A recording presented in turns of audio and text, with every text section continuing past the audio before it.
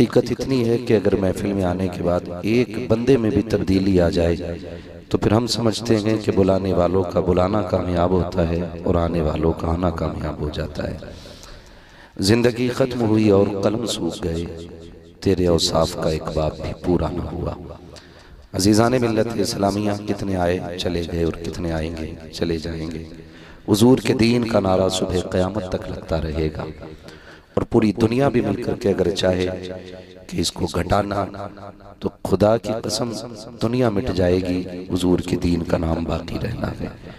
वो कहा था अल्लामा काफ़ी ने, कोई गुल बाकी रहेगा ना चमन रह जाएगा, बस रसूलुल्लाह का दीन हसन रह जाएगा। अतलसो कमखाब की पोशाक पर नाजा ना हो, इस तने बेजान पर खाली कफन रह जाएगा। मेरे अजीज़, ज़िंदगी के लम्हे बड़े कीमती हैं और वक्त बड़ी तेज़ी से गुजरता जा रहा है। हर आने वाली घड़ी हमारी हमें मौत के करीब कर रही है और यह हकीकत हर एक शख्स के साथ जुड़ी है। सभी के साथ जो जिंदा हैं वो मौत के करीब होते जा रहे हैं और जो कब्रिस्तान चले गए हैं उन्होंने मौत का मज़ा चख लिया है। अब आखिरत की इब्तदा हो चुकी है। तो मेरे दोस्तों, आपसे बस इतनी गुजारिश है, ज़िंदगी ऐसी गुजार के जाएं कि किसी दूसरे के रहम करम पे कब्र में जाना न पड़े। बस ऐसी ज़िंदगी बना लो कि जब जनाजे उठते हो ना तो कोई पुकारे न पुकारे, हमारे जनाजे ये पुकारते चलें, इन्हें जाना इन्हें माना, न रखा गैर से काम, लिल्लाहिल हम्द में दुनिया से मुसलमान गया। हमारी ज़िंदगी कम से कम ऐसी हो जाए, ऐसी हो जाए। और आज की जो महफिल सजी है ना, सहाबा इकराम और अहले बैत, शान अहले बैत, इस हवाले से इस महफिल को सजाया गया है। मैं बड़े फ़ख्र से एक बात कहता हूँ, जब कभी ख्याल आए ना अल्लाह ने 4 बेटे दिए हैं और दिल कहे कि उसका शुक्र अदा करना चाहिए, कभी ख्याल आए अल्लाह ने इमारतें बनवा दी हैं और दिल कहे कि सजदा शुक्र अदा करना चाहिए, तो फिर एक बात मेरी तरफ से भी नोट कर लो, जब इन सारी चीज़ों पर रब के लिए सजदा शुक्र अदा करो तो एक बात और बता दूं कि जब याद आए तो फिर एक सजदा शुक्र ज़रूर कर लिया करो। और वो बात ये है कि जब याद आए रब ने हमें आला हजरत जैसा इमाम अता किया है तो फिर एक सजदा शुक्र ज़रूर अदा कर लिया करो। इसलिए कि इमाम इश्क़ मोहब्बत सय्यदी सरकार आला हजरत, मैं अक्सर एक बात कहता हूँ कि लड़ने की ज़रूरत नहीं है, आला हजरत को पढ़ने की ज़रूरत है। पढ़ने की ज़रूरत नहीं है, मैं आपको गाली दो बोलूँ, आप मुझे गाली बोलें, इससे कोई मसला हल नहीं हो सकता है। उस चीज़ को देख लिया जाए जिस पे झगड़ा हो रहा है। इमाम इश्क़ मोहब्बत कौन, आला हजरत, इनकी वो ज़ात है जिनके बारे में कहा गया जिस समत आ गए हो सिक्के बिठा दिए हैं, है ना। मुल्के सुखन की शाही तुमको रजा मुसल्लम, जिस समत आ गए हो सिक्के बिठा दिए हैं। तो शुक्र रब का, उसने हमें इमाम इश्क़ मोहब्बत अता फरमाए हैं और उन्हीं ने हमें यह नजरिया पेश किया कि अहले सुन्नत का है बेड़ा पार, असहाबे हुजूर नज्म है और नाव है इतरत रसूलुल्लाह की। सुन्नी अहले सुन्नत वो लोग हैं, आला हज़रत वाले वो लोग हैं जो एक हाथ में हुजूर के सहाबा का दामन थामे हुए हैं, दूसरे हाथ में मुस्तफ़ा के अहले बैत का दामन थामे हुए हैं। ये हमारा अपना मुकद्दर है। अल्लाह ने हमें वो खुश नसीब बनाया है कि हमारे दामन में न किसी सहाबी की गुस्ताखी का दाग है, न अहले बैत की गुस्ताखी का दाग है, न किसी वली की गुस्ताखी का दाग है।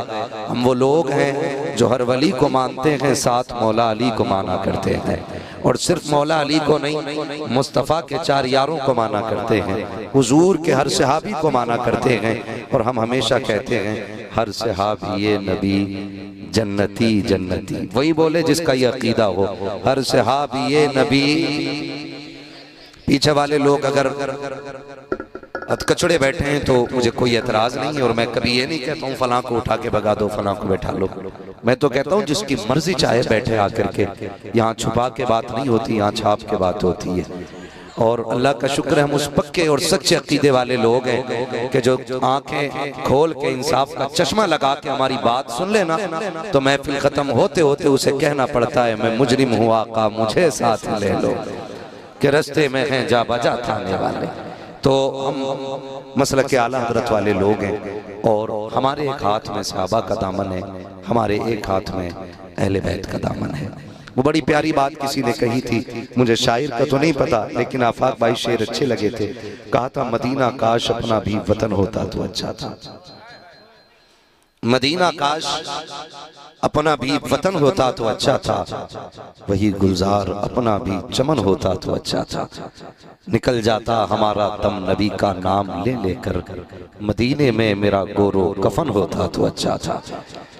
मदीने में मेरा गोरो कफन होता तो अच्छा था। हुजूर ने फरमाया हो सके तो मेरे मदीने में आके मर जाना, हो सके तो मेरे मदीने में आके मर जाना, और अगर यहां ना मर सको तो मेरे मदीने में मरने की तमन्ना लेके मर जाना। हो सके तो मेरे मदीने में मर जाना, और आका यहां ना मर सके हुक्म हुआ फिर अगर यहां ना मर सको तो मदीने में मरने की तमन्ना लेके मर जाना। फिर क्या मिलेगा? हुजूर फरमाते हैं क़यामत में जो मेरे मदीने में मरेगा ना वो मेरे साथ उठाया जाएगा। हुजूर जो यहाँ न मर सका, फरमाया जो कहीं भी मरे मेरे मदीने की तमन्ना लेके मर जाए, वो दफन हिंदुस्तान में होगा, उठाया मदीने के कब्रिस्तान से जाएगा।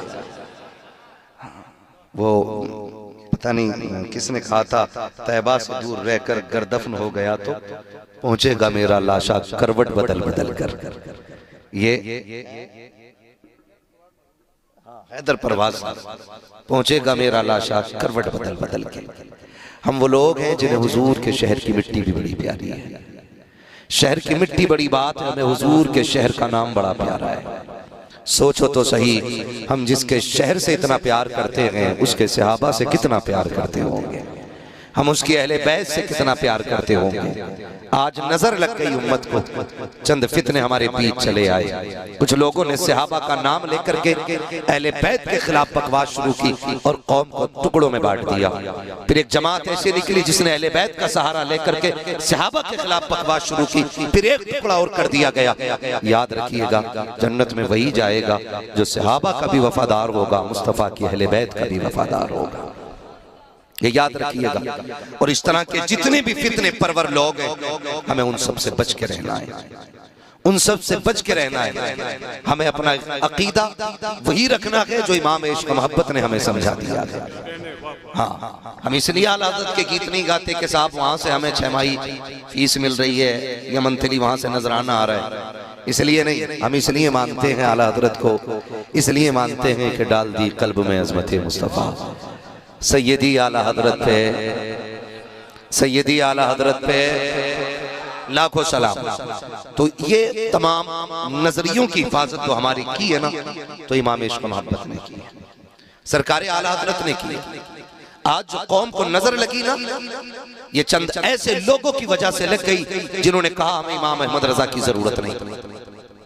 बहुत गौर से मेरी बात सुनिएगा, जब ये बात कही गई ना हमें इमाम अहमद रजा की जरूरत नहीं, हमारे लिए कुरान काफी है, तो कुरान कहता है युदिल्लु बिही कसीरम व यहदी बिही कसीरा। भाई आपसे मैं कहना चाहता हूँ, आला हज़रत से जो नफरतें पैदा हुई ना ये तासुब की बुनियाद पे हुई, वरना लोग थक गए उनको पढ़ते पढ़ते, पीएचडी डॉक्टर बन गए उनको पढ़ने के बाद। अल्लाह ने इल्म के 4 चांद उनके सीनों में लगा दिए और उनको इसलिए तमगा दे दिया गया पीएचडी और डॉक्टर होने का, क्योंकि उन्होंने आला हज़रत की जिंदगी पर तहकीक की। बता जिसकी जिंदगी पर रिसर्च करना आदमी को डॉक्टर बना देता है, फिर उस इमाम अहमद रजा के कारनामे ने अहमद रजा को कितना बड़ा बनाया। आज समझने की जरूरत है, आज समझने की जरूरत है। लेकिन आ गया तासुब सिर्फ इस चीज पे कि हर जगह आला हज़रत का नाम क्यों, आला हज़रत का नाम क्यों, हमारा नाम क्यों नहीं। हमारी खानकाह तुमसे पुरानी है, हमारा पीर खाना तुमसे पुराना है, हमारे पीर और मुर्शिद तुमसे पुराने हैं। हम जानते हैं साकिब आप पुराने हैं, आपकी खानकाह पुरानी है, लेकिन जो काम मेरे इमाम अहमद रजा ने किया है वो बड़ा निराला काम किया है, वो बड़ा अनोखा काम किया है। खुदा की कसम खा के कहता हूँ इमाम अहमद रजा को इसलिए तस्लीम नहीं किया जाता है कि वो मजार के मुजाबिर है, इसलिए नहीं माना गया कि खानकाह के सज्जादा नशीन है, बल्कि इसलिए माना गया कि मुस्तफा की अजमतों पे जब कीचड़ उछाला गया उस कीचड़ के आगे और अजमत के बीच में दीवार बन के जो सबसे पहले आया है उसी जात को अहमद रजा खान कहा जाता। मुझे कोई मतलब नहीं कौन क्या मानता है, मैं गाली देने नहीं आया, पढ़ो आला हज़रत को, निकलो बाहर। तासुब की बुनियाद पे हमें नहीं मानते, हम पुराने। आला हज़रत का नारा क्यों लग रहा है? पूरी जिंदगी उन्होंने हुजूर का नारा लगाया है। क्या कहते रहे? तेरी नस्ल पाक में है। बोले सारे, तेरी नस्ल पाक में है, तेरी नस्ल पाक में है। तू है ने नूर तेरा, तू है ने नूर तेरा। सब घराना नूर का। आज भांग पीने वाला हमें बताता है कि अली कौन है। चरस पी के लोग बताते हैं अली कौन है। हम उनसे पूछेंगे जिन्हें भांग के नशे में अपना नाम याद ना रखे, वो अली का नाम बताएगा। और मैं तो कहता हूं चरस और भांग पीने वाले को हक नहीं है वो मेरे मौलाए कायनात का नाम ले, इसलिए कि वो नाम इतना पाक है। हजार बार बशोयम दहन से मुश्को गुलाब हुनूज नामे तू गुफ्तन कमाले बेअदबी। झगड़े डाल दिए लोगों ने, झगड़े। और ये हमारे घर के अंदर के झगड़े। अगर किसी गैर ने ये आग लगाई होती तो सब्र होता कि गैर ने लगाई, हमारे अपनों ने ये आग लगाई, अपनों ने आग लगाई। जो बदस्तार पहन के हमारे बीच खाने और बैठने वालों ने कहा नहीं नहीं नहीं, गलत तो हुआ था अली के साथ, गलत तो हुआ था, हज़रत उमर को नहीं करना चाहिए था। हम बताते नहीं, किताब में तो है। इन चीजों से आग लग गई, दिल के पपोले जल उठे सीने के दाग से, इस घर को आग लग गई घर के चिराग से। आज लोग एतराज करते हैं। मैं तो एक बात खुल के कहता हूं, अगर सहाबा की जिंदगी पे एतराज किया जाए तो फिर एतराज मुस्तफा की दरसगाह पे होता है जाकर के, सीधा हुजूर की दरसगाह पे एतराज होता है। मेरा शागिर्द गलती करे, गिरबान मेरा पकड़ा जाएगा। हजरत का शागिर्द गलती करे, गिरबान इनका पकड़ा जाएगा। इमाम साहब का शागिर्द गलती करे, गिरबान इनका पकड़ा जाएगा। लोग कहेंगे क्या पढ़ाया था, और कहते माज़अल्लाह अबू बकर सिद्दीक ने हक मारा। तो क्या मतलब हुजूर ने क्या पढ़ाया था, क्या सिखाया था हुजूर ने? तो इस तरह की फितना परवर बातें ला करके हमारी कौम में आग लगा दी गई। खुदा की कसम हमारा अकीदा यह है, नबी का अबू बकर भी बेमिसाल है, नबी का उमर भी, नबी का गनी भी, नबी का अली भी, मुस्तफा के चारों यार बेमिसाल, चारों यार बेमिसाल है। और वो भोंकते हैं उनकी अजमत पे जिनका रत्ती भर दीन पे कुछ नहीं लगा, रत्ती भर दीन पे नहीं लगा। सहाबा वो हैं जिन्होंने जिंदगियां लगा दी दीन के लिए, घर कुर्बान कर दिए दीन के लिए, सब कुछ उल्टा दिया दीन के लिए। जो भौंकते हैं अबू बकर सिद्दीक की जात पे, अगर उनसे चंदा मांग लो ना, कहता टूटे हुए नहीं है। और अबू बकर वो है, मेरे नबी ने कहा था दीन को जरूरत है माल की, एक सुई भी ढूंढ के अबू बकर सिद्दीक ले आए थे और सारा इलाका हुजूर की खिदमत में पेश कर दिया था। हुजूर ने कहा था घर क्या छोड़ा है, तो अबू बकर सिद्दीक ने क्या कहा, मैं घर अल्लाह और उसका रसूल छोड़ आया हूं। ये जुमले थे और ये कुर्बानियां थी। आज हम अपनी कुर्बानियों को देखें और फिर अपनी जबानों का अंदाजा लगाएं, हम बोलते कितना और करते कितना। हजरत उमर आधा लेकर के चले आए, आधा लेकर के चले आए, हुजूर की बारगाह में पेश कर दिया। सोचा ये था जब अबू बकर से जीत जाऊंगा, लेकिन लाके जब देखा ना तो उमर आधा लाए थे, अबू बकर सारा ही लाए थे। हाँ, तो ये सहाबा की जिंदगी रही और ये उनकी कुर्बानियां रही। दीन ऐसे नहीं पहुंचा हम तक, हलवे खा के दीन हम तक नहीं आया, जर्दे खा के नहीं आया। मैं तो पूरी दुनिया को चैलेंज करता हूं, हमारे दीन का आइडियल जो है ना, कोई मुगल शासक नहीं, हमारा इस्लाम बादशाहों से नहीं आया, हमारे मजहब को लाने वाले मुगल नहीं है, हमें दीन देने वाले ये बादशाह नहीं है। हमारा दीन अगर लेकर के आया है कोई, तो उस जात को गरीब नवाज अजमेरी कहा जाता है। हमारे मजहब को समझने के लिए किसी मुगल की जिंदगी, किसी बादशाह की जिंदगी उखाड़ोगे तुम? ये सिखाते हमें दीन।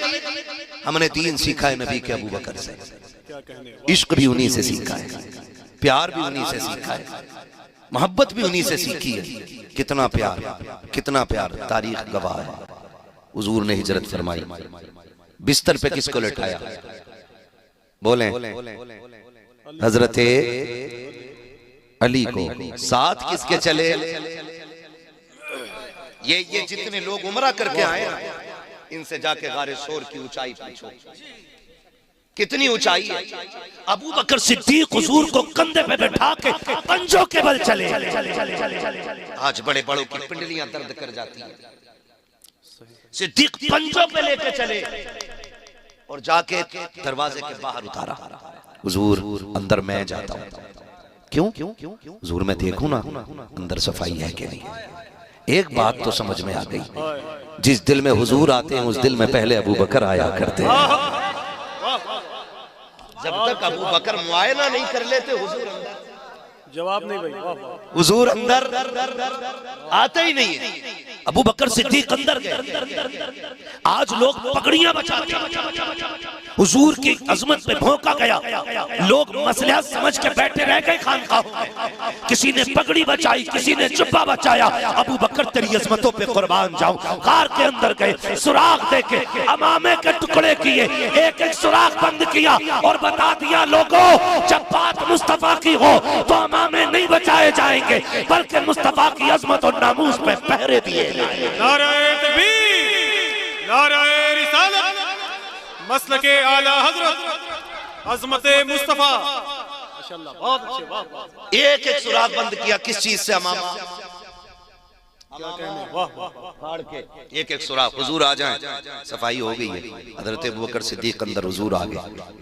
फिर देखो गोद अबू बकर की, सर मेरे मुस्तफा का था। ऐसा नसीब हो तो ला के दिखा, तेरी 70 पुश्तों में इतनी नेकियां नहीं होंगी जितनी एक गार में नेकी मेरे अबू बकर सिद्दीक ने कर डाली है। एक बंदा ला के दिखा, 70 पुश्तों की सारी नेकियां उठा, मैं अबू बकर की वो गोद वाली नेकी लेके आता हूं। खुदा की कसम, गोद में अबू बकर के हुजूर का सर है। अजीब मंजर था। हुजूर सो गए, अबू बकर जागते रहे। मुझे तो पहली बार पढ़ा तो हैरत भी हुई। हुजूर इतने हमदर्द थे कि हुजूर के घर में एक खादिमा रहती थी। गर्मी का मौसम था, नींद लग गई। हुजूर ने फरमाया, आयशा जी या रसूल अल्लाह का पंखा लाएं। उम्मुल मोमिनीन आयशा सिद्दीक़ा पंखा लेके आई। हुजूर अपनी हवा करें? कहा नहीं। आपने लिया और खादिमा के ऊपर पंखे से हवा करना शुरू कर दिया। खादिमा के ऊपर। उम्मुल मोमिनीन आयशा सिद्दीक़ा कहती हैं, रसूल अल्लाह आप इसकी हवा कर रहे हैं? हुजूर ने फरमाया, क्या मुझे गर्मी लगती है तो ये मेरी हवा नहीं करती है? इस अखलाक का पैकर जो खातिमा की अपने हाथ से पंखे से हवा करे, आज वो सो गया। अबू बकर या रसूलल्लाह राज क्या है? एक दिन मैंने पूछा था ना, अबू बकर तेरी ख्वाहिश क्या क्या है? अबू बकर ने 3 हसरतें बयान की थी। 3 में से एक ये थी, मेरी तमन्ना रहती है हमेशा कि चेहरा मुस्तफा का हो, आंखें अबू बकर की होनी चाहिए। कहा जी भर के दीदार कर ले, आज जी भर के दीदार कर ले, जी भर के दीदार कर ले। इसलिए मुस्तफा सो गए, अबू बकर ज़ियारत करते रहे। तारीख का वाक़या सुनाना मकसूद नहीं है। सांप आया, डस लिया। जब सांप ने डसा, पैर नहीं हिलाया, आपने जंबिश तक नहीं दी, कहीं मुस्तफा की नींद में खलल ना पड़ जाए, कहीं नींद में खलल ना आ जाए। जब आंसू टपके और मुस्तफा के रुखसार पे गिरे, आका करीम ने आंख खोली। अबू बकर क्या बात है? तो ये भी तो कह सकते थे आका लगता है किसी चीज ने काट लिया है, लेकिन बात करने का अदब देखिए। सरकार अबू बकर सिद्दीक कहते हैं, फिदा का भी व उम्मी या रसूल अल्लाह, आका मेरे माँ बाप आप पे कुर्बान हो जाए। पहले ये तमहीद बांधी जा रही है बात से, ये नहीं कहा जा रहा कि आका जान को खतरा हो गया है। कहते हैं फिदा का भी व उम्मी या रसूल अल्लाह, आका मेरे माँ बाप आप पे कुर्बान हो जाए। क्या हो गया है? का सरकार लगता है मुझे सांप ने डस लिया है। मुस्तफा उठे, अपना लुआब लगाया, अबू बकर सिद्दीक ठीक हो गए। अल्लाह अकबर, तारीख गवाह है जो ये कहते हैं नबी किसी को कुछ नहीं देते। मैं पूछना चाहता हूँ, देख तो सकी लुआब लग जा रहा है, शिफा मिल जा रही है, तो क्या गलत कहा मेरे इमाम ने? आपने कहा था जिनके तलवों का धोबन है, आबे गया है वो जाने मसीहा हमारा नबी। मेरा इमाम कहता है कौन देता है, देने को मुँह चाहिए, देने वाला है सच्चा हमारा। नारे तकबीर, नारे रिसालत, मसलके आला हजरत अल्लामा मुफ्ती हम्माद रज़ा साहब। नारे तकबीर, नारे रिसालत। वाह, हुजूर ने लुआब लगाया। ठीक, अगली बात कर लूं अगर इजाजत हो। करम फरमाए। थके तो नहीं है ना अभी? थके तो नहीं है अभी? बात मैं हुजूर के अबू बकर पे कर रहा हूँ। हाँ, जितना हो पाएगा वक्त के अंदर रह के मैं उतनी बात कर लेता हूँ। सब पे बात तो मुकम्मल मुश्किल हो जाएगी। हजरत अबू बकर सिद्दीक रज़ी अल्लाह ताला गार के अंदर कितने दिन रहे? बोलें बोलें, जोर से बोलो, सही बोलो। सलामत में माशाअल्लाह। ये फायदे रहते हैं जलसों के और तकरीरों के, काफी दीन तो महफिलों से आ जाता है। कितने दिन रहे? जोर से, कितने देर? 3 दिन रहे। एक दिन प्यास लग गई हजरत अबू बकर सिद्दीक को। हुजूर प्यास लगी है, अब मांग किस तरह?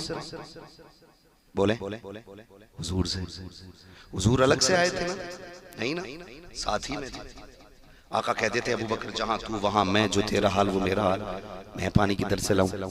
हुजूर ने मुस्कुरा के देखा, फरमाया जाओ गार के बीच में चले जाओ, वहां पानी अपनी प्यास बुझा लो। गार साफ की थी हजरत अबू बकर सिद्दीक ने, और पानी पूछ रहे हैं हुजूर से, और आका बता भी दे। तो अबू बकर सिद्दीक ये भी तो कह सकते थे हुजूर मैं और आप ही हैं, मैंने सफाई की पूरी गार की और पानी किधर? लेकिन साहब ही थे, उन्हें पता था तुम्हारे मुंह से जो निकली वो बात होके रही। उठे और गए, बीच गार में पहुंचे, पानी का प्याला रखा हुआ था, पिया, आ गए। पानी पी लिया था, बात खत्म हो जाती। भाई मुझे हजरत भेजे कि जाइए खाना खा के आ जाइए, मैं आ जाऊं, खा लिया। फिर ये तो नहीं पूछेंगे ना बताइए खाया कि नहीं खाया, क्योंकि भेजा ही इन्होंने। अब हुजूर क्या कहते हैं, बात खत्म हो जानी थी। अबू बकर पी लिया पानी का, जी या रसूलल्लाह का था कैसा? ये क्यों पूछ रहे था कैसा? इसका मतलब कुछ नया था, तभी तो पूछा गया था कैसा पानी। अबू बकर सिद्दीक कहते हुजूर मैंने उसे हाथ लगाया तो बर्फ की तरह ठंडा था। हुजूर मैंने उसको करीब किया ना और देखा ना तो दूध से ज्यादा सफेद, और जब मुंह के करीब लाया उसकी महक थी मुश्क से ज्यादा तेज, होठों से लगाया तो मिठास शहद से ज्यादा थी। अब आका क्या कहते हैं, मुकर पता है पानी कहां से आया था? कहते हैं अल्लाह व रसूलुहु आलम, अल्लाह जाने या उसका रसूल जाने, मैं पी के आ गया, मैं पी के आ गया। हुजूर मुझे नहीं पता, आप बताएं।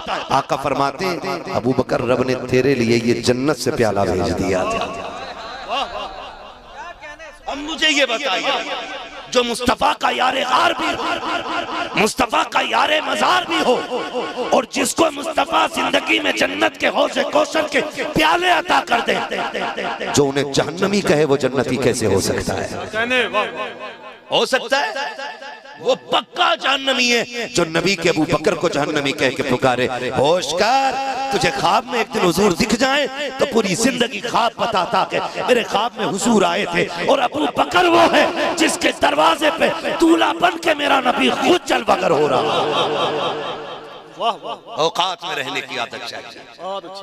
ये अबू बकर सिद्दीक की शान। बात अगर करता तो बड़ा हजरत अबू बकर सिद्दीक हर काम में सबसे पहल करते हैं, सबसे आगे हजरत अबू बकर सिद्दीक रहते हैं।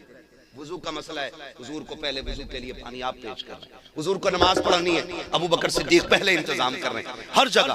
तो हजरत अली के भाई थे, हजरत मुस्लिम, हजरत अकील, हजरत अकील हजरत अली के भाई। एक वो नए नए ईमान लेके आए, उन्होंने सोचा हर मामले में अबू बकर जीत जाते, एक बार मैं इनसे जीतूंगा।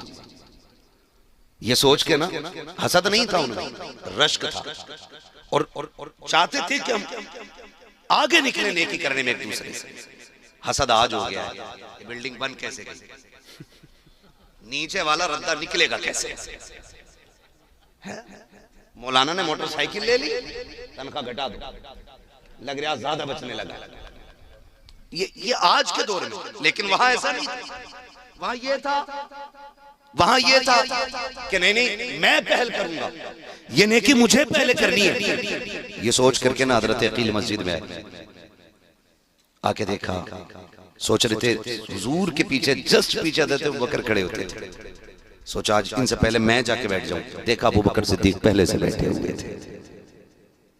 आ गए, उठा दिया, उठे अबू बकर, हजरत अली भी मस्जिद में, उठाया, कहने लगे पीछे हट जाइए। हजरत अबू बकर पीछे, फिर उनका अदब और उनका प्यार देखे, खानदान है ना हुजूर का। कहते हैं शहजादे इजाजत हो तो यहां बैठ जाओ, पूछ रहे हैं, लेकिन हजरत अकील ने कहा और पीछे जाइए। आप फिर एक सब पीछे हो, यहाँ का और पीछे जाइए, कहा यहाँ बैठ जाऊं, कहा नहीं और पीछे जाइए, आखिरी सब आ गए। अबू बकर उनकी मर्जी के बगैर बैठे नहीं। कहां गए ये लड़ाने वाले, आग लगाने वाले, इनकी नस्लें तबाह हो जाएंगी जो इल्जाम तराशी करते हैं। हजरत अबू बकर सिद्दीक सबसे पीछे आ गए, बैठ गए। नमाज पूरी हुई, हजरत अली उठे और हुजूर की बारगाह में, हुजूर जी अकील को बुलाएं, जरा डांट दे थोड़ा सा। क्या हुआ? कहा आज मस्जिद में बड़ा अजीब मसला हो गया। कहा क्या? कहा आज उसने ना अबू बकर को अगली सबसे पिछली सफ में भेज दिया। अब हुजूर तो कुछ नहीं बोले ना, कुछ नहीं बोले। हुजूर फरमाते हैं अकील को छोड़ो, ये बताओ मेरा अबू बकर क्या कह रहा था। ये रिश्ते हो जाए। कहते ये बताओ मेरे अबू बकर ने क्या कहा। हजरत अली कहते या रसूल अल्लाह, अकील ने कहा पिछली सब कहा, फिर पीछे पहुंचे, कहा और पीछे, कहा और पीछे हो गए, आखिरी सफ आ गई। सरकार अबू बकर ने कुछ नहीं कहा था, लफ्ज शहजादे कह करके उनकी अपनी जबान में कहा, इजाजत लेते रहे, जहां मिली वहां बैठ गए। सरकार फरमाते कोई मेरे अबू बकर को बुला लाए। हजरत अबू बकर सिद्दीक आए हैं। हजरत अबू बकर सिद्दीक के आते ही मुस्तफा अबू बकर सिद्दीक का चेहरा देख रहे हैं। हजरत अकील बगल में बैठे हुए हैं और बगल में बैठे हुए हजरत अकील, सरकार दो आलम सल्लल्लाहु तआला अलैहि वसल्लम ने हजरत अकील के कंधे पे हाथ रखा हुआ है और बात अबू बकर सिद्दीक से कर रहे हैं और कहते अबू बकर यार बताना क्या हो गया था मस्जिद में, क्या हो गया था मस्जिद में। मुस्कुरा के कहते आका कुछ भी तो नहीं, एक शहजादे की जिद पूरी कर रहा था जिसमें शहजादे की रजा थी, अबू बकर भी उसमें राजी हो गया था। आका बात कुछ भी तो नहीं थी। हजरत अली कह रहे हैं आका पूछो ना अकील से, ये बताएगा इसने क्या किया। आका करीम ने अबू बकर से पूछा अबू बकर कोई तकलीफ? का सरकार कोई तकलीफ नहीं, हम तो आपकी हर मर्जी पर राजी हैं। इतनी बात जब फाइनल हो गई, अब मुस्तफा ने हजरत अकील के कंधे पे हाथ रख के कहा था अकील तुझे पता है मेरा अबू बकर कौन है? सुन अबू बकर वो है जब मक्के में मुझ पे लोगों ने हमले किए थे, अबू बकर ने अपना जिस्म पेश किया था। तुझे बताऊं अबू बकर कौन है? जब कांटे बिछाए जाते थे मेरी राह के कांटे अबू बकर ने चुने थे। तू जानता है अकील अबू बकर कौन है? सुन जब हिजरत की रात आई थी तो सवारी मेरे लिए देने वाला अबू बकर था। तुझे पता है ये कौन है जो कार में 3 दिन मेरे साथ रहा? अबू बकर वो है जिसे सांप ने काटा, अबू बकर वो है जिसका सफर मेरे साथ रहा। तुम्हें पता है अकील अबू बकर कौन है? जिस मस्जिद में बैठा है तू बैठा इसमें है, लेकिन इस मस्जिद की कीमत मेरे अबू बकर सिद्दीक ने अदा की। नारे तकबीर, नारे रिसालत, मजहबे इस्लाम, अज़मते अबू बकर। ये शान सरकार अबू बकर सिद्दीक की। हुजूर फरमाते हैं सुनो, आखिरी बात हुजूर ने हल कर दी। फरमाया सुनो अकील, जब कयामत होगी ना सुभान अल्लाह, मैं सबके एहसानों का बदला दे चला हूं, क्या कहने, वाह, लेकिन मेरे अबू बकर का बदला बाकी है। कहा ये मैं नहीं दूंगा, मैं हाथ पकड़ के लेके जाऊंगा अबू बकर का रब की बारगाह में। मैं कहूंगा मालिक मैं सबके बदले दे के आया हूं, अबू बकर के एहसान का बदला तू अता फरमा दे। तो शुक्र है हम उमर वाले भी हैं, हम अबू बकर वाले भी हैं, हम मौला अली वाले भी हैं, हम उस्मान गनी वाले भी हैं, हम मुस्तफ़ा के सारे यारों को मानते हैं, हुजूर के सारे वफादारों को मानते हैं। आज ज़रूरत हमारे लिए जो सबसे अहम है वो ये है कि हमें हुजूर के सहाबा की जिंदगी को अपनी जिंदगी में उतारना है। ये सबसे ज्यादा अहम बात है। सबसे ज्यादा अहम बात यह है कि हुजूर का किरदार हमें अपनी जिंदगी में लाना है। हम कोशिश ये करें कि हमारी सुबह शाम ऐसे होने चाहिए जिससे खुदा भी राजी हो और मदीने वाला मुस्तफ़ा भी राजी हो। ये कोशिश करनी है नौजवानों। कोई मसला नहीं है, 4 दिन जी लोगे, 5 दिन नारे लग जाएंगे, 6 दिन लोग बातें कर लेंगे, लेकिन जब मौत आएगी ना तो वहां यहाँ वाले इश्तिहार और कैलेंडर काम नहीं आने, यहाँ के नारे वहां काम नहीं आने। वहां सिर्फ एक सिक्का चलता है और वो सिक्का मेरे नबी की गुलामी का सिक्का है, वो हुजूर की गुलामी का सिक्का है। कामयाब वो नहीं है जिसने 4 बीघे जमीन छोड़ी, आगे पीछे अपनी बिल्डिंग और इमारतें छोड़ गया। कामयाब वो है जो अपने पीछे छोड़ी जाने वाली औलाद को मुस्तफा का वफादार बना के छोड़ गया है। वो सबसे ज्यादा कामयाब आदमी, सबसे ज्यादा कामयाब जिसकी जिंदगी ऐसी। आज ना हमें तो मालूम ही नहीं, दीन हमने जो है ना अपनी मर्जी के मुताबिक बना रखा है, मर्जी के मुताबिक। कुरान कहता या अय्युहल्लज़ीना आमनू उदखुलू फिस्सिल्मि काफ़ा, ईमान वालों पूरी तरह से इस्लाम में दाखिल हो जाओ। तुम्हारा जाहिर भी इस्लामिक होना चाहिए और तुम्हारा बातिन भी इस्लामिक होना चाहिए। पूरे पूरे हो जाओ। ये नहीं जलसों में तो हम दीन पे हैं और यहाँ से निकले आ गई बारात, बज गया बाजा, डीजे चल रहा है, फिर भी हम मुसलमान हैं। पूरे पूरे दाखिल हो जाओ। हर जगह हर लम्हा हमें लोग देख के ये न कहें कि पता नहीं कौन जा रहा है, हमारा किरदार बता दे मुस्तफा का वफादार जा रहा है। ऐसी जिंदगी हमें गुजारनी है। सबसे ज्यादा जरूरी इस वक्त है तो वो यही है कि आका करीम का किरदार लोगों के सामने रखा जाए। ये तमाम जिम्मेदार लोग बैठे हुए, मैं पूरी जिम्मेदारी के साथ कह सकता हूं कि हम हमारे सजदे देख के लोग मुसलमान नहीं होंगे, हमारे रोजे देख के लोग मुसलमान नहीं होंगे। ये तो हमारी वो फर्ज इबादत है जो हमें खुल के छुप के हर हाल में करनी है। लेकिन जानते हो सबसे बड़ा असर जो पड़ता है वो किरदार का पड़ता है, अखलाक का पड़ता है। आज तक कोरोना था ना, हाँ कोरोना का ही तो दौर था जो मुस्लिम नौजवानों ने पानी जब पिलाया था रोड पे चढ़ के, तो जात देख के नहीं पिलाया था, प्याज देख के पिलाया था। आज तक उसकी मिसाल नहीं मिलती है। क्यों? क्योंकि अखलाक जो है ना ये दूर तक जाता है। आप किससे कैसे मिलते हैं इसका असर सबसे ज्यादा पड़ता है। आपके रवैये लोगों के साथ कहते हैं इसका सबसे ज्यादा असर पड़ता है। लेकिन आज अखलाक की सबसे बड़ी कमी है, सबसे बड़ी कमी अखलाक की। मैं कहूं अगर मुझे जगह ना मिले ना यहाँ बैठने की तो मैं नीचे बैठ जाऊंगा, तो मैं सबको गाली दूंगा ऊपर वालों को। मेरे जैसे आदमी को ऊपर बैठने की जगह नहीं। ये मामला है। और अगर हमारे समाज का कोई थोड़ा सा मशहूर आदमी आ जाए तो वो चाह रहा है मेरा बाप भी मेरे लिए उठ के खड़ा हो, वो इस्तकबाल करे हमारा। नहीं, ये बिल्कुल नहीं होना चाहिए। हुजूर का किरदार आप देखें, हुजूर का किरदार। हुजूर की बारगाह में जब अदी बिन हातिम आए हुजूर की बारगाह में और आका करीम को चेक करने के लिए आए थे कि मेरी बहन ने जो कहा है वो सच है कि नहीं। सिर्फ चेक करने आए थे। हुजूर की बारगाह में आए, बैठने की जगह नहीं थी। हुजूर की बारगाह में महफिल लगी हुई थी, जगह नहीं बची थी। मुस्तफा ने मुजम्मिल वाली चादर दी। इसका क्या करना है? मेरा नबी फरमाता है इसे बिछा के बैठ जाओ।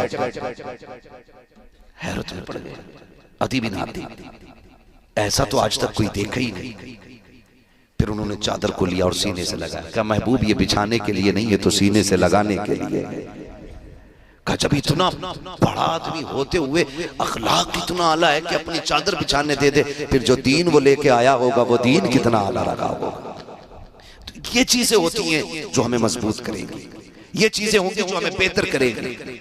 आज ना नए नए फिर गालिबन अदद तकरीर में कह रहे थे कि वो क्या है, सास के साथ शादी कर ली किसी ने, दामाद लेके निकल लिया भाई। ये बात चल रही थी। मैं आपसे एक बात कहूं, मैं एक बात जानता हूं, जो भी शरीयत की हदें तोड़ेगा वो रुसवा और जलील जरूर होगा। ये क्लियर। जो भी शरीयत की हदें तोड़ेगा उसे रुसवा होना है। अगर आप एहतियात नहीं रखेंगे तो फिर ये जिल्लतें हमारा मुकद्दर बनेगी, फिर ये जिल्लतें हमारा मुकद्दर बनेगी और कोई बचा नहीं सकता। बड़ी अच्छी बात कही थी हमने, करोड़ों रुपए मज़ारों में तो लगा लिए, गुंबद भी हमने बना लिया, संगे मरमर भी हमने बना लगाए, लेकिन अपनी कौम को एक ऐसा इदारा नहीं दे पाए जिसमें बेटियों की भी इज्जतें महफूज रह सकें और बेटों की जिंदगियां महफूज रह सकें। ये सबसे बड़ा फुकदान हमारी कौम का, ये सबसे बड़ा नुकसान हमारी कौम को पहुंचा है। खुदारा थोड़ा सा होश के नाखून लें और इदारे मजबूत करें, इदारे मजबूत करें। और अब तो मजबूत क्या जो हैं उन पे आबनी है, अब तो वो खतरे में आ गए जो हैं, नए बननी तो बड़ी बात है। जबकि हमारे इदारे लोगों में शराफत तकसीम करते हैं, प्यार बांटते हैं, मोहब्बत बांटते हैं, हुजूर का किरदार लोगों तक पहुंचाते हैं। मैं आपसे कहना चाहता हूं अपने बच्चों को दीन दीजिए, हुजूर का किरदार इनके सामने रखिए और इन्हें पढ़ाइए और ये भी बताइए कि एक सबक याद रखना कि मोहम्मद से वफा तूने तो हम तेरे हैं, ये जहां चीज है क्या लोहो कलम तेरे हैं। हमें अपनी नस्लों को महफूज करना पड़ेगा, अपनी नस्लों को। आज नस्लें महफूज नहीं है, नस्लें महफूज नहीं है। शादी का सालक चल रहा, एक तो फोन करके कह रहा तारीख दे दो वरना देवबंदी हो जाऊंगा, सारे जोर हम पे ही है। कह रहा तारीख दे दो वरना डांस कराऊंगा। ऐसा लगता है कि उम्मत हम ही है, ये नहीं। अजीब मसला लोगों का यार। हमें वक्त नहीं है तो तू डीजे बजाएगा, हम नहीं आएंगे तो तू नाच कराएगा। ये क्या है? ये दीन की कमजोरी है। वरना जितनी दीन की जिम्मेदारी मेरे ऊपर है उतनी जिम्मेदारी हर नौजवान के ऊपर। ये नहीं कि मेरी बेटी कनीज़े फातिमा ज़हरा बने और आपकी बेटी बार डांसर बने, ये मतलब बिल्कुल नहीं है। मतलब ये है कि जितनी जिम्मेदारी मेरी बेटी के सर पे है उतनी की जिम्मेदारी आपकी बेटी के सर पे है। लेकिन किधर जा रहे हैं? तारीख दो वरना डीजे बजवाऊंगा। बजवा ले, हमारे बाप का क्या। कल तो हद कर दी, परसों फोन करके कह रहा तारीख दे दो वरना वहाबी हो जाऊंगा। इससे क्या मसला है? कोई रास्ता ही नहीं बचा। ये हालात ऐसे बनते चले जा रहे। दीन को पहचानिए। दीन की जिम्मेदारी हर बंदे के सर के ऊपर है। हर किसी को जवाब देना दीन का काम कितना करके आए, काम कितना करके आए। शान मोहम्मद साहब आपने जलसा किया है ना? महराज साहब आपने महफिल सजाई थी, इतने मेहमानों का इंतजाम एहतमाम किया था। सारे काम सिर्फ यही करेंगे तो फिर सुभान अल्लाह कहने का हक कम से कम आने वालों का तो बनता है कि नहीं बनता है? वो भी यही कहेंगे। लोग कहेंगे नहीं नहीं ये तो सबका बनता है, ठीक है ना? तो आपसे मैं इतनी गुजारिश करना चाहता हूँ, खुदारा घरों के हालात बेहतर करें और बेटियों से जाके बता दें मर्दों से ज्यादा बेटियों का दुरुस्त होना जरूरी है।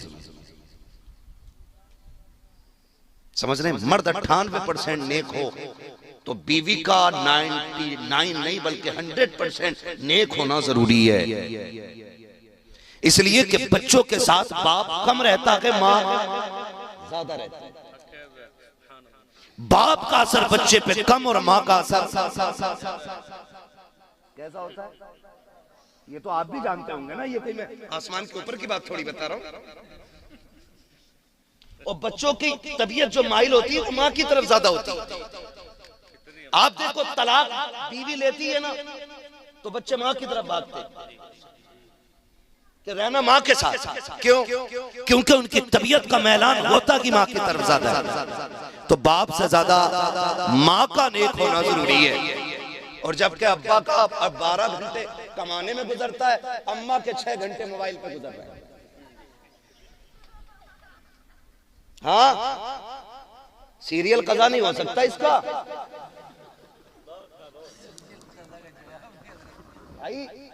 सही कह रहा हूं, ये कंडीशन है इनकी। 5 मिनट पहले आटा गूंद के रख देते, हाथ धो के फ्रेश हो के क्या अब सीरियल नाटक आने वाला वो जरूर देखना है। और बूढ़ी बूढ़ी सबसे आगे बैठती है, वहां सदारत होती है, आंखों में देखो अब दिखता नहीं है साफ, लेकिन सबसे आगे बैठ के करी लल्ली अब बता अब क्या हो रहा है, अब क्या हो रहा है, अब क्या हो रहा है। इस बूढ़ी से क्या ईशा पड़ी है का घुटने काम नहीं करते, फजर पड़ी है मुसल्ला नहीं दिखता। ओ मेरी माँ हैरत कर, तुझे टीवी दिखती है, रब का कुरान नहीं दिखता, तुझे टीवी दिखती है, मुसल्ला नजर नहीं आता, मौत का वक्त करीब आ गया। अब तो तौबा कर ले वरना सब होंगे, तुझे बचाने वाला कोई नजर नहीं आएगा। जाओ जाके बताओ बेटियों से। और जितनी बेटियां अगर मौलवी कोई तकरीर कर देना कि बेटियों को क्या जरूरत है, कहा मौलवियों को तो पेट में आग लगे।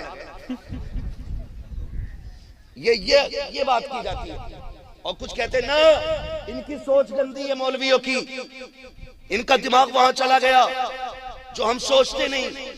ये बातें लोग करते हैं। हाथ जोड़ के कहता हूं अगर इस्लाम ने पर्दे का हुक्म दिया है तो शक नहीं किया आप पे, शक नहीं किया कि अगर शक की बुनियाद पे पर्दे का हुक्म होता ना तो मेरा नबी अपनी फातिमा से ज्यादा किस पे यकीन करता था? बताओ कोई। मेरे नबी को अपनी आयशा से ज्यादा किस पे भरोसा?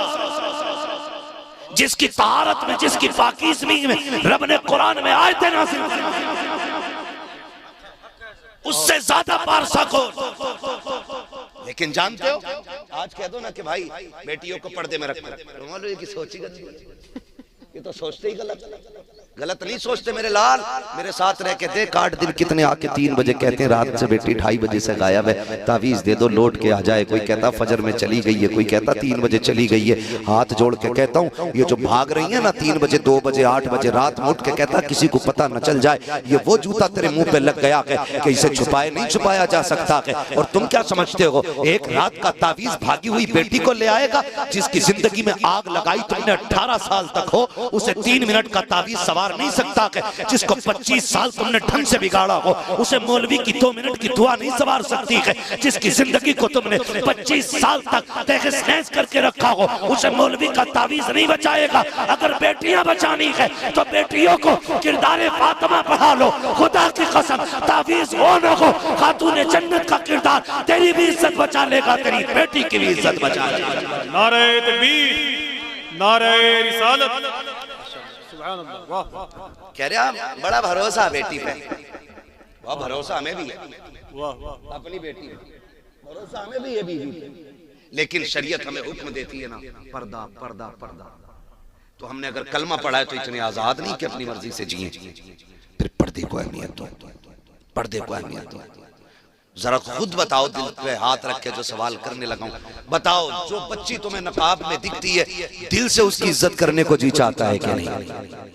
हाथ उठा के बताएं कितने लोगों का जी चाहता है कि इसकी इज्जत की जाए। ये तो हर शख्स की कहानी, मिंबर वाले नहीं, स्कूल वाले भी, खेत वाले भी, सब ये समझते हैं कि पर्दे वाली बेटियां इज्जत वाली बेटियां होती हैं। फिर जरा ये बताओ जब तुम्हें नकाब वाली कोई भी बच्ची का जी चाहता है ये इज्जतदार है, तो फिर हमारी अपनी बच्चियां पर्दे में क्यों नहीं है? क्या जरूरत पड़ी है उन्हें मोबाइल देने की? क्या जरूरत पड़ गई थी? उनका बिजनेस है क्या है? आग जो लगाई है ना हजरत, ये ऑनलाइन तालीम जब से आई है इसने हमारी बेटियों का बेड़ा गर्क करके रख दिया। मैं अगर कहूँ आपको मसला के आला हज़रत का नारा लगाओ, कसम से कलेजे फाड़ के हम लोग नारा लगाते हैं। अजमेर वाले का नाम का नारा कलेजे फाड़ के लगाते हैं। हुजूर क़यामत में अगर पूछेंगे सुन बिल्डिंग तूने बनाई थी बच्ची की तालीम के लिए, कोई इदारे बनाए थे क्या? कोई जवाब होगा इसका? आज बेपर्दगी आम हो गई है। शादी में चले जाओ तो गैरतमंद आदमी किसी शादी में 5 मिनट खड़ा नहीं हो सकता है। ये हया वालों की बात कर रहा हूँ, बेगैरतों की तो कोई बात ही नहीं है। ये तो जहां चाहो वहां खड़े हो जाए बेगैरत को, लेकिन गैरत वालों की बात कर रहा हूं। एक गैरतदार बंदा ना शादी में 10 मिनट नहीं रुक सकता, क्योंकि वहां हया शर्म पर्दा सबका जनाजा निकल गया, कुछ नहीं बचा। ये कंडीशन हमारी। काश मुझे उस बच्ची के जूते मिल जाएं जिसने फिलिस्तीन में इंटरव्यू देते वक्त ये कहा था, उससे जो पूछा गया था कि तुम हर वक्त नकाब में रहती हो, उसने कहा जी जागते नहीं, हम तो सोते भी हैं तो नकाब पहन के जूते। अल्लाह करे काश उस बच्ची के अगर जूते मिल जाए ना। बड़ी प्यारी बात उसने कही थी, हम नकाब पहन के इसलिए सोते कि पता नहीं दुश्मन का कब बम और गोली आए और हमें जिंदगी से आजाद कर जाए। कहीं ऐसा ना हो कि जब मलबे से लोग हमें तलाश कर रहे हों तो हमारा जिस्म पे पर्दा पड़ा हो। कहीं इसलिए नकाब पहन के सोते हैं, अगर मर भी जाएं हमारी लाशें भी निकाली जाएं तो पर्दे के साथ लाशें निकल के आए। इनकी गोद में पैदा होते हैं अल्लाह के शेर। ऐसी माओ का मुकद्दर है कि अल्लाह इनको सलाहुद्दीन जैसे बेटे दे रहा है। आज का हाल कह के तो दिखाइए, जरा दुपट्टा ही रख ले सर पे, करी ओढ़ के देखो 3 मिनट पता चल जाएगा कितनी गर्मी हो रही है। ये आदमी को उड़ा देगा, बराबरी चल रही है। वो फिलिस्तीन की बच्ची जो कह रही थी कि हम सोते भी हैं तो नकाब पहन के सोते हैं, इससे सबक सीखना चाहिए मेरी बेटियों को। याद रखिएगा, जमीन अच्छी होती है तो फसल अच्छी होती है, माँ अच्छी होती है तो नस्ल अच्छी। खाली नारों से काम चलने वाला नहीं, हमें अखलाकी तौर पे भी बेहतर होना पड़ेगा। अखलाकी तौर पे सबको मौत आनी है ना, जिसे नहीं आनी है वो कतई ना बोले भाई। और हमारे लिए भी कहीं से ले आना आबे हयात ढूंढ के, तुम्हारे साथ हम भी जी लेंगे। मौत आनी है नहीं, सबको आनी है ना, तो काम ऐसे कर जाओ कि कब्र में शान से जाओ। हुजूर का दौर है, बच्ची है, शोहर आ गया, शोहर गया किसी काम से परदेश, जाते जाते उसने कह दिया मेरी इजाजत के बगैर घर से कदम न निकालना। वो तो चला गया। कुछ दिन गुजरे थे, सगा भाई आ गया। कौन है? का भाई तेरा। दरवाजा खोला, भाई कैसे आए? कहा बाप की तबीयत खराब है, चल तुझे बुलाया है। उसने कहा मैं चल तो जाती लेकिन शोहर की इजाजत नहीं है। उसने कहा बाप की लम्हात जिंदगी के आखिरी है, चलना भाई, वो तुझे देखना चाहते हैं, चलना बहन। भाई ने कहा, उसने कहा नहीं, एक रास्ता है, हुजूर से पूछ लो, अगर वो इजाजत दे देंगे तो फिर मैं चलने के लिए तैयार हो जाऊंगी। भाई गया हुजूर की चौखट पे, आका मेरी बहन ने और शोहर ऐसे से कह के चला गया, आप इजाजत दें तो ले जाऊं। मुस्तफ़ा कहते हैं जिसे शोहर ने इजाजत नहीं दी उसे मोहम्मद भी इजाजत नहीं देगा। आज मुझे बताओ तो सही हो। कहती है तू रोक के दिखाइए, रोक के दिखाइए, खा लेगा क्या रोटी? डर के मारे वो जबरदस्ती इजाजत ले। यहाँ इतने प्रदर्शन करके हम एक बात गवर्नमेंट से नहीं मनवा पा रहे, वो खाली बस रोटी का एक ताना दिया और बंदा के ठीक है भाई ले ये बैग तेरा, ये कंडीशन। औरत क्या कहती है, हुजूर अगर इजाजत दें तो मैं चली जाऊं। आका के इरशाद करीम में आना, अगर शोहर ने इजाजत नहीं दिया तो फिर मैं भी इजाजत नहीं दे सकता। ये मुस्तफा ने कहा। कुछ दिन फिर भाई आया, कहा आप क्या हुआ? कहा बाप का इंतकाल हो गया, अब तो चल का भी नहीं जा सकती, कोई सूरत हो तो फिर मुझे दिखा दिया जाए। जनाजा तैयार हुआ, बेटी के दरवाजे पे आ गया। जब बेटी के दरवाजे पे आया, भाई ने कहा तो चेहरा देख ले, कहा बाहर नहीं आ सकती, अंदर लेके आओ।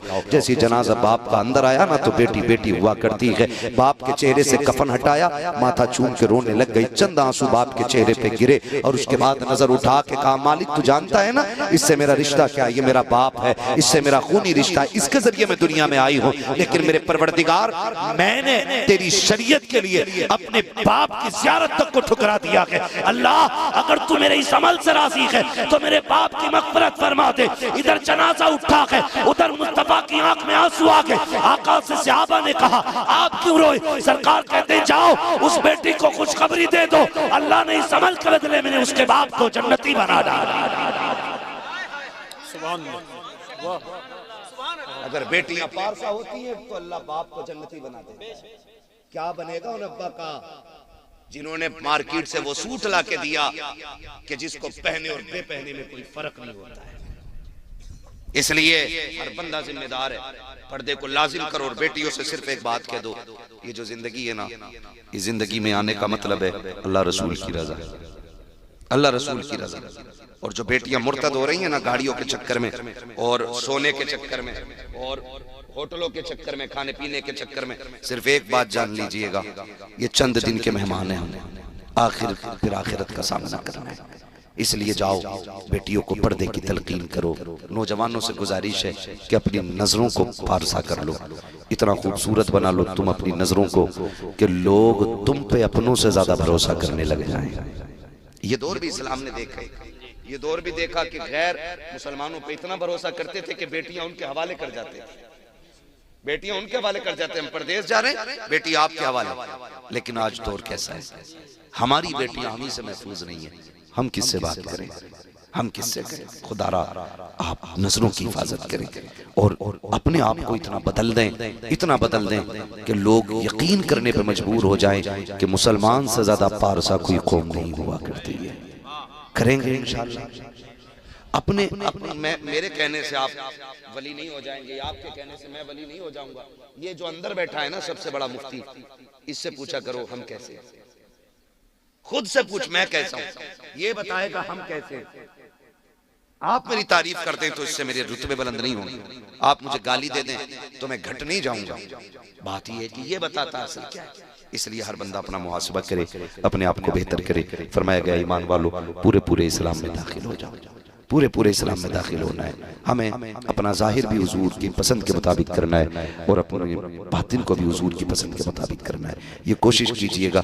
शादी ब्याह होंगे तो अब डीजे वीजे बजता तो नहीं है, नहीं बचता है ना, खुदा सलामत रखे। और जहां जहां जिसकी रिश्तेदारी हो वहां तक ये पैगाम पहुंचना चाहिए कि हम हुजूर के निकाह को सुन्नत समझते हैं और उस सुन्नत को हम इस तरह से राइज करते हैं कि कोई भी काम शरीयत के खिलाफ हमारे घरों में नहीं होता है। ये पैगाम वहां तक पहुंचना चाहिए जहां जहां आप जाते हो, जिससे आप मिलते हो। और तब्दीली इतनी लाई है, इतनी तब्दीली लाई है कि अब कम से कम ये कहना ना पड़े न समझोगे तो मिट जाओगे हिंदी मुसलमानों, तुम्हारी दास्तान तक भी ना होगी दास्तानों में। कितनी बातें हम आपसे बहुत ज्यादा नहीं कह पा रहे हैं, बस आपसे इतनी गुजारिश है, हम जो बैत अक़दस का मसला है उस मसले में जो हाल इस वक्त गजा का है, वहाँ के बच्चे और बच्चियों का है, हम उनके लिए कुछ भी नहीं कर सकते तो दुआ जरूर कर सकते हैं। उनके लिए खास करके दुआ करें, खास करके दुआ करें, खास करके। वो किसी ने ना एक कुत्ते को ना शीशा खिला दिया था कि काटे, पूरी कौम ने बैठ के लिखा था किसी एक नौजवान के ऊपर कि देखिए इंसानियत को शर्मिंदा कर दिया, जानवर के साथ ये किया, जानवर के साथ ये किया, सब लिखने पे आ गए थे। लेकिन आज फिलिस्तीन पे कोई लिखने को तैयार नहीं, लिखने को तैयार नहीं। मैं अगर अपने मन की बात करूं ना, मेरा मन चाहता ही नहीं है उन शायरों को सुनूं जिनकी जबान पे फिलिस्तीन का तराना रहा। ये मैं अपनी बात कर रहा हूं। मैं समझता हूं इससे बेहतर सिर्फ कुरान सुनो, जिनकी जबान पे फिलिस्तीन का तज़किरा ना हो उन्हें सुनने का भी हक नहीं है। वो खतीब जो सिर्फ अपनी तकरीर के जोहर दिखाएं, उनके भी बात में सुनने को बिल्कुल रवादार नहीं हो। बात उसकी होगी जो खुदा के दीन की बात करेगा। अब अगर डर है तो डरिए, अगर हमारे मुकद्दर में फांसी है तो हम मरने के लिए तैयार हैं। कम से कम फिलिस्तीन के लिए दुआ करें, कुछ नहीं कर सकते तो दुआ करें। और दुआ के बाद अगला काम क्या करना है, वो चीज जो भी है जो इजराइल के कारखाने से बन के आ रही है उसका सख्त बाइकाट किया गया। हो सकता कोई अक्लमंद यहाँ बैठा हो, क्या फर्क पड़ेगा था, एक दो आदमी ना पिएगा तो। हमें फर्क से मतलब नहीं है, हमें मतलब उससे है हम उन कुत्तों की कोई भी चीज नहीं लेंगे जिनके हाथ बैत अक़दस के मुहाफिजों के खून में भीगे हुए हैं। हमें मतलब इस बात से, मतलब इस बात से। वो एक बच्ची को देख रहा था, मैं सोचता हूँ कहीं ऐसा ना हो। एक साहब ने मुझे बताया, माफ कीजिएगा अगर किसी को कड़वी लग जाए बात, उम्रे पे एक साहब गए, वो लौट के आए, मैंने उनसे कहा कोई बात बताओ, उन्होंने बातें बताई, मैंने कहा बड़ा अच्छा लगता होगा, सारी बातें अच्छी होती, कहा एक बात में बड़ी कमी लगी। मैंने कहा क्या? उन्होंने कहा खाना बहुत फेंका जाता है। तो मैं सोच के ना पसीना आ गया। मैंने कहा अगर कयामत में हुजूर ने पूछ लिया तुम मेरे मदीने में चक्कर लगा रहे थे और क्विंटलों खाना फेंक देते थे, जबकि मेरे मस्जिद अक्सा के गिरदो रवाह में रहने वाले मुजाहिदीन एक दाने को तरस रहे थे, तो जहन्नम में जाने के लिए इतना ही सवाल काफी हो जाएगा। सीधी सी बात, दर्द पैदा करो दिलों में, दर्द। अगर दर्द नहीं है तो फिर रोया करो उठ के कि इस सीने में दर्द क्यों है। अजीब मंजर, वो उस बच्ची ने क्या कहा ना, तो जाके शिकायत करूंगी इस उम्मत की। याद है ना वो जुमले, याद रख लेना, कितनी लंबी लंबी दाढ़ियां हो जाएं, कुर्ते जितने चाहो नीचे पहन लो, जितने चाहो माथे पे ठप्पे लगा लो। फिलिस्तीन की उस औरत ने कहा था या रसूल अल्लाह, कयामत में इन मुसलमानों की बख्शिश न कराना, इनकी शफाअत न कराना। ये वो बेगैरत हैं कि हम मरते रखे और ये ऐश के साथ सोते रखे, हम टूटते रखे और ये अपनी अय्याशियों में डूबे रखे। और तुम्हें खुदा का वास्ता कुछ न कर सको तो इतने तो साथ खड़े हो जाओ, ऐलान कर दो कि सुनो बैत अक़दस वालों, अगर यहूद और नसारा ये रहने वाले इजराइल के कुत्ते अगर तुम्हारे दुश्मन हैं तो फिर हमारे भी दुश्मन। इतना तो हक तुम्हारा भी बनता है। बंद करो इल्ले किल्ले इनका, बंद करो इनकी पेप्सी, बंद करो इनके कोका कोला, बंद करो इनके सारे प्रोडक्ट। मर तो नहीं जाएंगे ना, बोलो, मर तो नहीं जाएंगे, नहीं पिएंगे तो फिर बैंड होना चाहिए। मैं अगर कहूँ, मुझसे अगर कोई पूछे तो मैं इजमाली तौर पे ये कहूंगा कि जिस तरह सुअर का खून हराम है ना, उसी तरह इस वक्त में ये इजराइल के जितने भी खाने पीने की चीजें हैं ये मुसलमानों पे सारी हराम हैं। इससे बिल्कुल बचा जाए, इससे बिल्कुल बचा जाए। भाई काट करे मर जाना, कोका कोला मत पीना, पेप्सी मत पीना, ठोकर मार, ठोकर मार दो। क्या पहले के लोग जिंदा नहीं थे? आज KFC में जा रहे हैं ना, वहां जाकर के पिज्जे बर्गर खा रहे, लात मार दो, हुजूर हम चटनी से खा लेंगे, लेकिन आपके चाहने वालों से गद्दारी नहीं करेंगे। यह आप सबकी जिम्मेदारी बनती है, मेरी जिम्मेदारी भी बनती है। बिल्कुल हम कतई तौर पे इनके लिए किसी भी कीमत पे खड़े नहीं होंगे, वादा करते हैं इंशाअल्लाह। वादा करते हैं इंशाअल्लाह। हाँ बिल्कुल बच जाइए वरना क़यामत में फंस जाएंगे। वो कहा था ना, एक माँ ने अपने बच्चे को गोद में लेके कहा था, जहाँ हुजूर के पास जाना ना तो उम्मत की शिकायत करना जाके, का कोई हमारी मदद के लिए नहीं आया था। ऐसे ऐसे जुमले हैं उन लोगों के कि क़यामत के दिन डर लगता है कि हम लोग पता नहीं कैसे बच पाएंगे। इसलिए हम उनके लिए दुआ करें, उन बच्चों के लिए दुआ करें जो भूखे हैं प्यासे हैं। अल्लाह उनकी गैब से मदद फरमाए, अल्लाह उनके लिए रिज़्क़ का इंतज़ाम करे, अल्लाह उनकी जान की हिफाजत अता फरमा दे। ठीक है ना जी, वक्त काफ़ी हो गया है।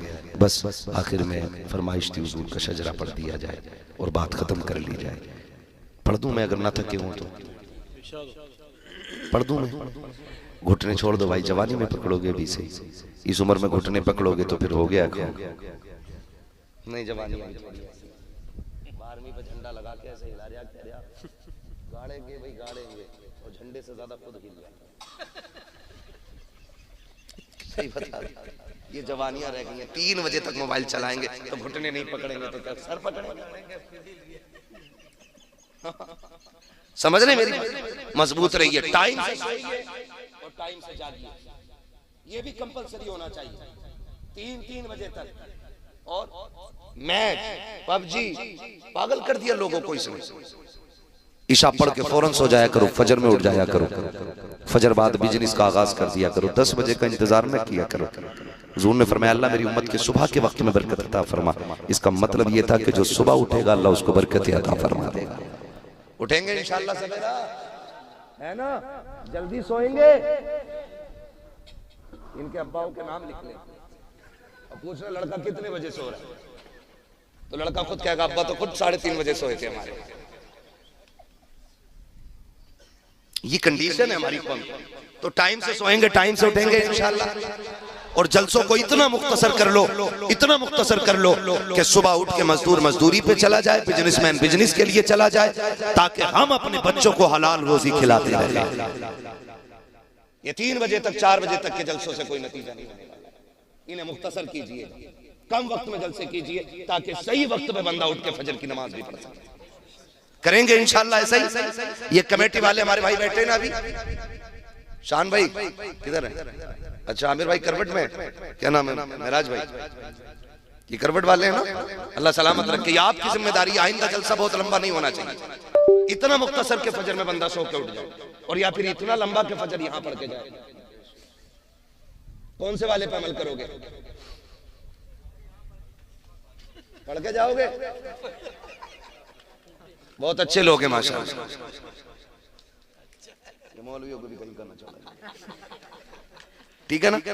तो या तो इतनी लंबी महफिल हो कि फजर पढ़ के उठो, और या फिर इतनी मुख्तसर हो कि आप उठ के फजर पढ़ लें, आप उठ के फजर पढ़ लें, ताकि हमारी जिंदगी में जो रोजमर्रा के मशागिल हैं वो हमारे मुकम्मल वक्त से होते रहे। ठीक है ना? अब मैं अल्लाह तूने घुटने पकड़ लिए, मेरा इन चीजों से बड़ा सर में दर्द होता है यार। बोलो चलो सुभान अल्लाह। मुझे भी पता वक्त बहुत ज्यादा हो गया है, मुझे 2 बजे तक का वक्त बताया गया था, लेकिन अब क्या करें, थोड़ी सी तरतीब ऐसी थी कि वक्त आउट हो गया और नहीं वक्त पे हो पाई बात। ठीक है ना? 2:30 बजने वाले, जरा बोलते हैं सारे सुभान अल्लाह। इधर वाले क्यों नहीं बोल रहे भाई? खाली लंगर के सहारे तो नहीं आए थे, घर से खा पी के आए थे, तो फिर जो खा के आए वो बोले जरा सुभान अल्लाह। हम लोगों की थकन मुर्ग मुसल्लम और बकरों से नहीं उतरती है, हम लोगों की थकन सुभान अल्लाह से उतरा करती है ना? इतनी जोर से सुभान अल्लाह कह दो कि बनारस सॉरी इलाहाबाद तक थकन नहीं लगनी चाहिए, माशाअल्लाह। और जब हाथ का इशारा हो ना तो समझ जाना मौलवी क्या चाह रहा है। क्या चाह रहा है मौलवी? मौलवी चाह रहा है सांस लेना। अब भाई बात साफ सही रहती है। मैं सांस लेना चाह रहा हूं और आप सुभान अल्लाह कहेंगे, ताकि आप सुभान अल्लाह किसी बीच में मैं सांस ले लूं, आपको नेकियां मिल जाए, मेरा काम हो जाए। बात साफ सच्ची अच्छी रहती है भाई, खाली सुभान अल्लाह का झांसा देख के अपना काम नहीं निकालना। बता दो भाई मैं सांस लूंगा उस वक्त में, इसलिए आपको सुभान अल्लाह कहनी है। ठीक है ना? कहीं ऐसा ना हो तुम सुभान अल्लाह कहना भूल जाओ तो मौलवी के चक्कर में पड़ जाए। ठीक है ना? बोलेंगे ना सुभान अल्लाह। और तीसरी बात भी कह दूं, मैं ये कह रहा हूं भाई बीच में साथ मत छोड़ देना। अगर छोड़ दिया तो नमाज जनाजा नहीं पढ़ा रहा हूं हजरत में, जो तकबीरें पूरी करके हटूंगा। जहां साथ छोड़ दोगे वहीं मैं भी साथ छोड़ दूंगा। आप साथ देते रहोगे, शजरा पूरा हो जाएगा। बोले जरा सुभान अल्लाह। ये जो डिस्प्ले है अगर ये खराब हो गई ना तो फिर मोबाइल नोकिया का भी चाइना का ही लगता है। ये डिस्प्ले अच्छी करो भाई, सामने वाले लोग, आपकी जिम्मेदारी ज्यादा बनती है। बोले जरा सुभान अल्लाह। बच्चा पार्टी बोलो सुभान अल्लाह। तुमने उन लोगों को हरा दिया कसम से जो बिस्तर पे सो रहे हो। अल्लाह तुम्हारे माँ बाप को सलामत रखे।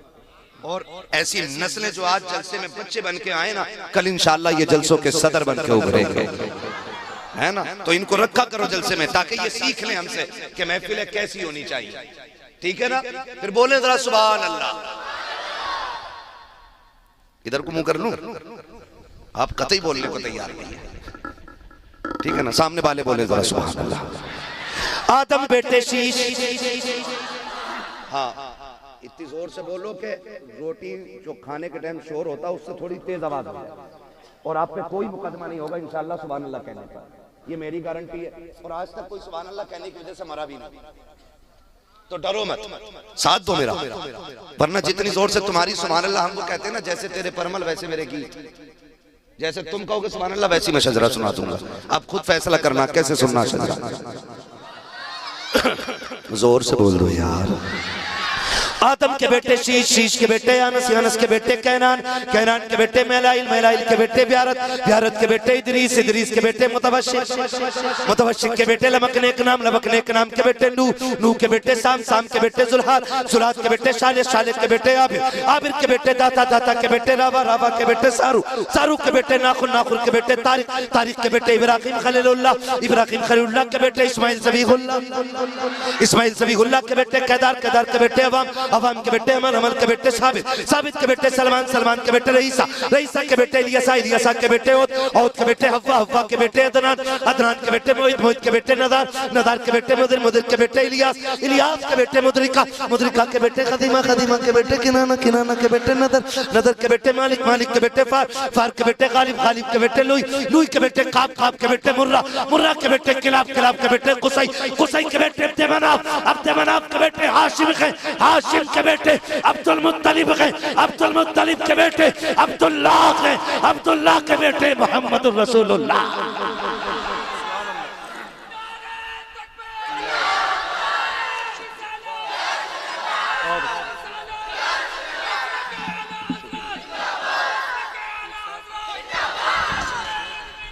पता नहीं, पता नहीं।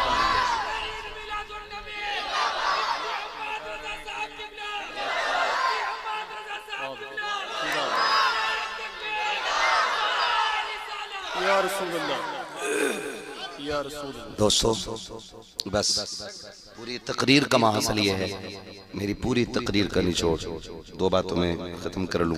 वो ये है कि जब तक जिंदा रहना है मसलक अहले सुन्नत, मसलक आला हजरत पे जिंदा रहना है।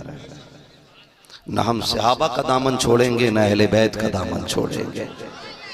वादा करते हैं ना इंशाअल्लाह, ठीक है ना। हम जमाने को बताएंगे कि अली अली भी हमसे अच्छा कोई करना जानता ही नहीं है, ठीक है ना। हम अली के हैं, अली हमारे हैं, ठीक है ना। अल्लाह सलामत रखे। और अगली बात जो मैंने कही, नौजवान अपने अंदर हुजूर का किरदार लेकर के आए। बेटियों से इतनी गुजारिश है कि पर्दे का खास ख्याल रखें, हया अपनी जिंदगी में लाजिम कर लें और कोशिश ये करें कि जब तक जिंदा रहें कनीज़े